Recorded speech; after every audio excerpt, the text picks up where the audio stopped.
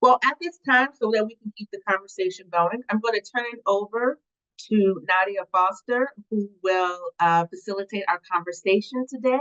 And Marcella, if you are able to join us, feel free to pop in when you can. Greetings, everyone. Thanks so much for joining us today. This is really one of my most favorite topics is a conversation around how do we engage families and community authentically in our work. And wow, what a power panel indeed. And so with that, I'll begin with some questions. So Sequoia, I'd like to hear more about how you engage, because we heard a lot about sort of this, health and wellness, getting girls to move, really looking at sort of the disparities that exist, between males, those who identify as male and those who identify as females. It'd be great if we could hear a little bit more on how the whole family is engaged, because I could imagine with such a diverse demographic, as I understand it, the EL population is growing quite significantly in Georgia. Languages like Spanish, Chinese, French, Arabic, and Portuguese are spoken there. And so I'm curious about, even from a cultural lens, how families are engaged around girls moving and engaging more in sports. If you could speak to that, please. Absolutely. That's a beautiful question too. I love it. So with our programming, one of the things that I mentioned earlier in being intentional about engaging the youth, our program is, I call it kind of a blueprint of sorts. So from site to site, the implementation of that program is going to look extremely different. But one of the things that we have found is that naturally, when we have given these girls the autonomy to figure out how they want to maneuver, how they want to decorate the house, so to speak, what colors they want to paint the walls, they innately engage those that they identify as their family, that community. They are engaging them through the projects that they decide to come up with. We've had some groups that have developed annual 5Ks. They got their parents or their cousins, they got their friends, and they went to the mayor and the city council and got it to be a community-wide event. Also with our resources, we're very intentional in that our resources, they are very forward facing. They aren't hidden behind any passwords or what have you. So it's available digitally as well as physically for the girls as well as their families. Currently, we have translations in English and in Spanish. Looking forward to some additional translations. Most of our population falls within that, but we're also very intentional about our communication with the parents as well. So before the school year starts and before the program gets starts, we have a parent presentation that it was actually done by the girls. It's done by the girls. They're explaining what the program is all about, some of the things that they want to see happen, and we keep it very open so that the girls can involve whoever they want to involve. And then also, additionally, a lot of our adult facilitators, they are also family members and parents of these wonderful young leaders.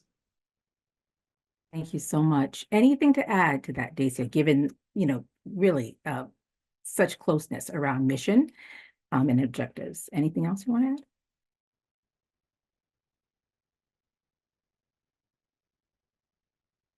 I would just add that in addition to what Sequoia has shared, that the educational reinforcements is a really sort of like attention grabber. Like if our students and parents if our parents are coming into the building and picking up the youth, they start conversations. What is this resource? How do you use it? Where's the best place in the house to put it so that it's frequently used. And they're all outlined with our key messaging, just to make for a more impactful experiences to increase those opportunities for healthy eating and physical activity. Wonderful, Dacia. Thank you. Sure I'm thing. going to jump around. I'm not going to ask everyone the same question, but I'm going to turn it over to Marshall. Same question in terms of family engagement being prioritized. And so I want to call out that you actually play a role in running the advisory council for your district. And so again, one of the taglines for the district is a history of leadership and progressiveness. And so in your response, we'd love to hear more about how progressiveness plays a role in family engagement. Well, can you hear me? Yes. Are you able to hear me? Perfect. Okay. Your voice is amazing. Thank you. Thank you. Thank God. So family, we are a Title I school. I don't know how many people on here are familiar with Title I, but it's basically we get this extra allocation of funds to support the needs of our family. And we know that everything cannot be done at school. So, with that being said, we depend heavily on our families in educating them and keeping them not just involved, but also engaged. And one of the ways that we do that is through the Family Resource Center Advisory Council. So I just kind of want to give you a little backstory on Family Resource Centers. In Kentucky, schools were not equal, to say the least. More affluent schools had more resources, more financial backing, so their students were progressing more than rural and inner city schools. So they came up with an idea. A bunch of parents got together across the state, a bunch of superintendents, and they went and they sued the state legislators, they sued the state treasurers, they tried to sue anybody that they felt had an impact on Kentucky schooling. And once that happened, there was a reform act that happened in 1990. It's called the Carer Reform Act, and that's where you get family resource and youth service centers. So now what has happened is that it is allocated through SEEK funding, which just supports students so that the money is more evenly distributed.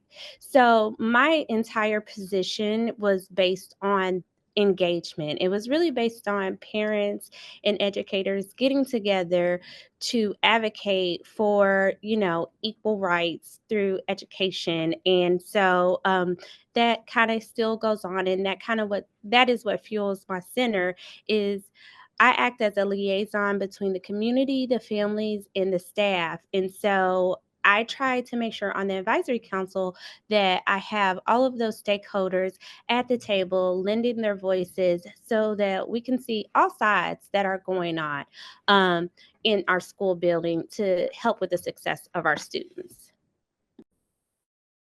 Thank you so much. I'm so happy we resolved the sound issue.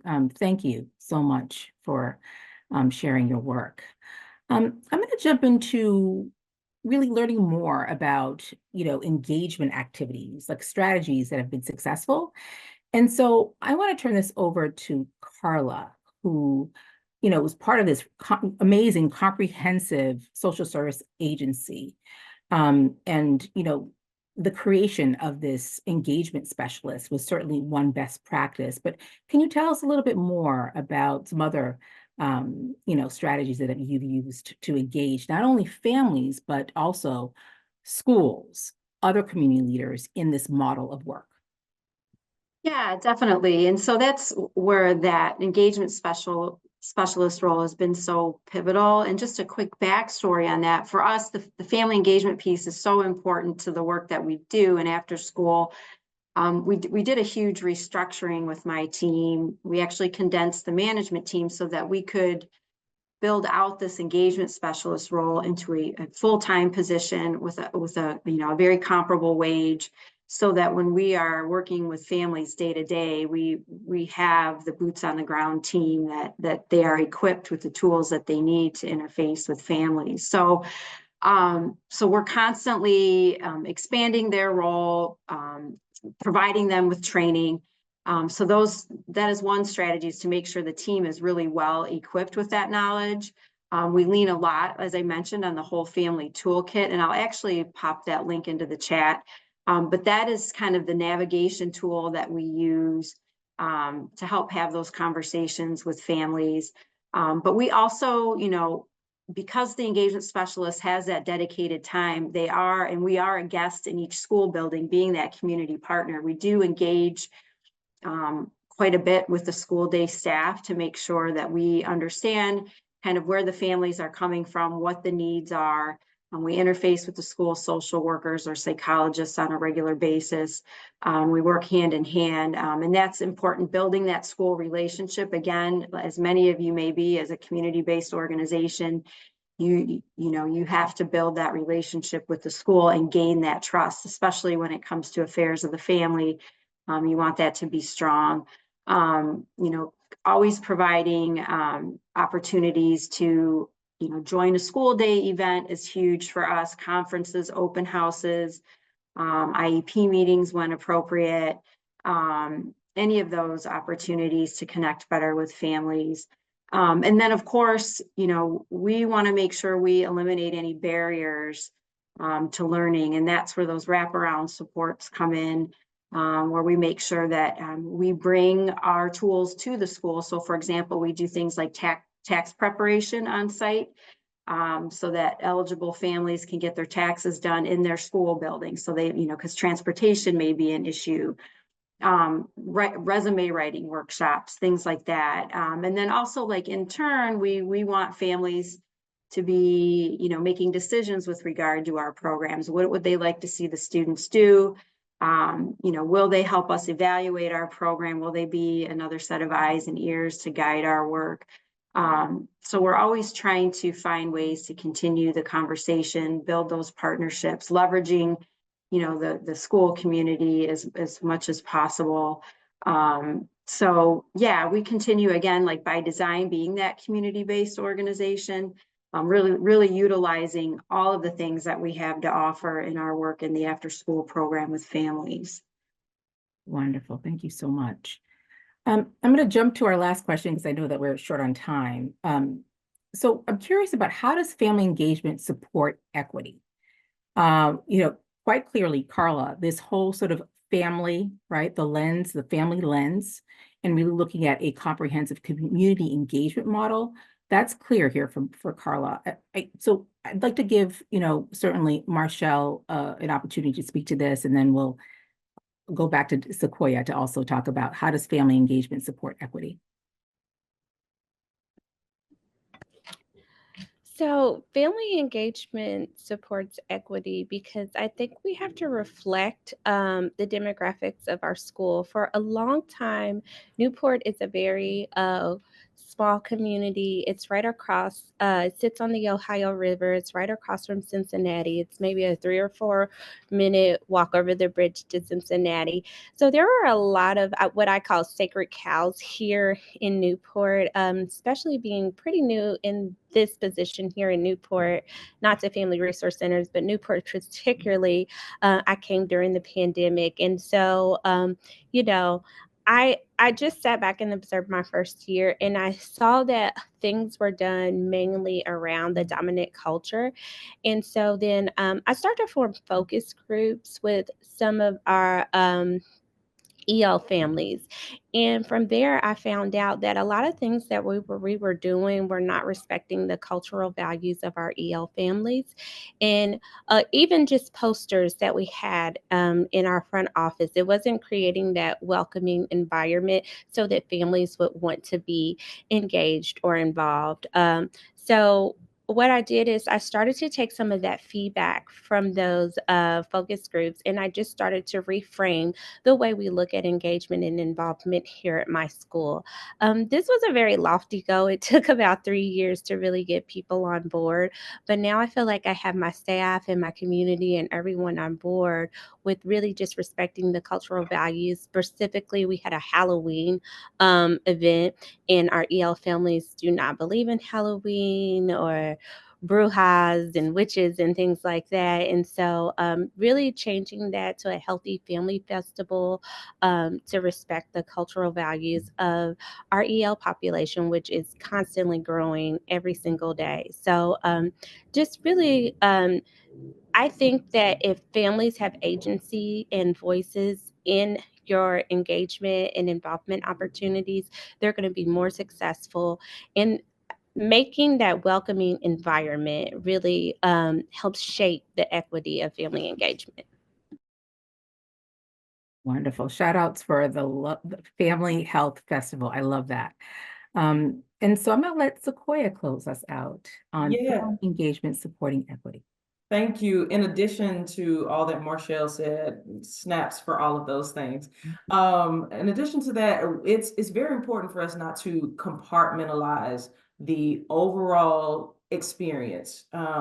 Because when we do that and you say, okay, just school is in this pocket, you know, playtime is in this pocket, family is over in this pocket. No, all of those things intermingle and intertwine. And to Marshall's point, when we talk about cultural relevance, when we talk about inclusivity, when we talk about comfortability, families have to be engaged in a very meaningful and intentional way so that we have a good understanding, and specifically for us, because we're very youth forward facing and we work directly with them, for us to understand their needs. Of course, we hear from them, but we also we have to, it's a necessity to engage the families in that way so that not only are the youth feeling included, they're feeling, you know, seen, heard, all of those things. But now that coincides with what's happening in the home, what's happening in the community,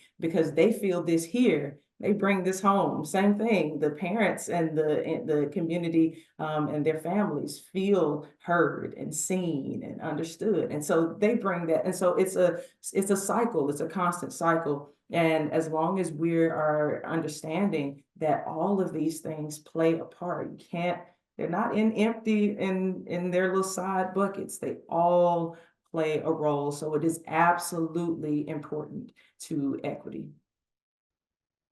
This has been an absolute pleasure to be in conversation with Sequoia, Dacia, Carla, and Marshall.